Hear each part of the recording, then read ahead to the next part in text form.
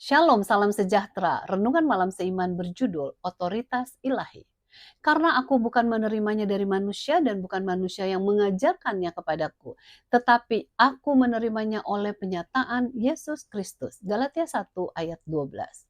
Banyak yang meragukan otoritas dari Alkitab. Benarkah Alkitab adalah otoritas Tuhan atau manusia? Bukankah tangan manusia yang menuliskannya? Namun kita harus mengingat bahwa kitab suci memiliki otoritas ilahi karena di dalamnya Allah berbicara kepada manusia sebagai para penulisnya melalui Roh Kudus. Jadi Alkitab adalah bukti tertulis akan firman Tuhan. Di manakah bukti untuk pernyataan ini dan apa implikasinya bagi kehidupan kita dan pencarian kita akan pengetahuan? Kita telah melihat bahwa salah satu bukti yang jelas ialah pernyataan-pernyataan dari Alkitab itu sendiri. Para penulis Alkitab bersaksi bahwa pekabaran mereka datang langsung dari Allah. Dengan demikian itu dapat disebutkan sebagai firman Allah. Sebagaimana yang tertulis dalam Roma 3 ayat 2 dan Ibrani 5 ayat 12. Bahkan mereka menyebutkan bahwa kitab suci itu berbeda dari buku biasa. Oleh sebab itu Roma 1 ayat 2 disebutkan kitab-kitab suci atau kitab suci sebagaimana yang tertulis dalam 2 Timotius 3 ayat 15. Satu bukti otoritas ilahi lainnya ialah Tuhan sendiri yang memberikan inspirasi.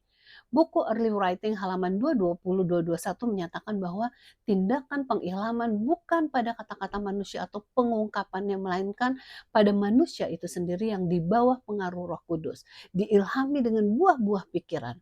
Tetapi perkataan itu menerima kesan dari pikiran secara individual. Pikiran dan kehendak ilahi dipadukan dengan pikiran dan kehendak manusia. Sehingga ucapan manusia adalah perkataan Allah. Kalau begitu, semua hikmat manusia harus tunduk kepada otoritas kitab suci.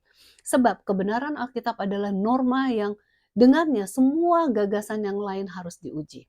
Satu poin lagi di mana kitab suci memiliki otoritas ilahi ialah karena karunia yang datang dari Roh Kudus, termasuk bimbingan melalui karunia nubuat atau berbicara dalam karunia lidah sebagaimana yang tertulis dalam Efesus 4 ayat 7 sampai 16. Karunia itu tidak menggantikan Alkitab, bahkan harus diuji oleh Alkitab, dan yang tidak sesuai itu mereka harus dibuang sebagai sesuatu hal yang palsu. Ingat Yesaya 8 ayat 20, carilah pengajaran dan kesaksian. Siapa yang tidak berbicara sesuai dengan perkataan itu, maka baginya tidak terbit fajar. Melihat Alkitab atau firman Allah mempunyai otoritas ilahi, maka sudah selayaknya kita mengambil waktu membaca Alkitab. Sebab inilah yang memberikan kita kekuatan untuk menurut kehendaknya dengan penuh sukacita. Kiranya Tuhan memberkati.